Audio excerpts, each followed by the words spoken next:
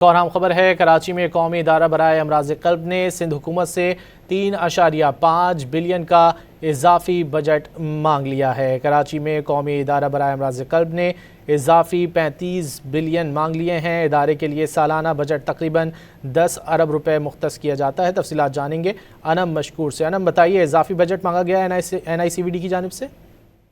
جی بالکل، کہا یہی جا رہا ہے کہ NICVD کا جو رواں مالیاتی سال 2025-26 تھا، اس کے بجٹ کا تقریباً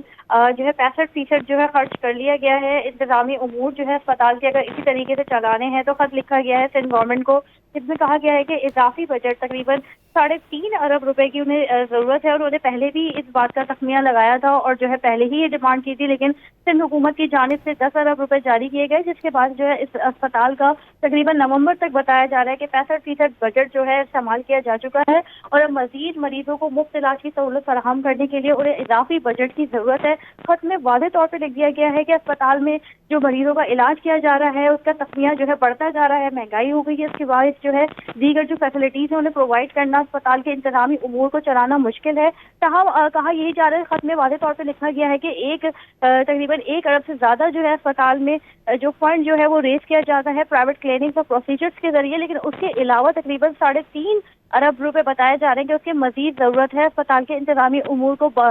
جو ہے بحال کرنے کے لیے۔ جی بہت شکریہ انم مشکور ان تفصیلات کے لیے۔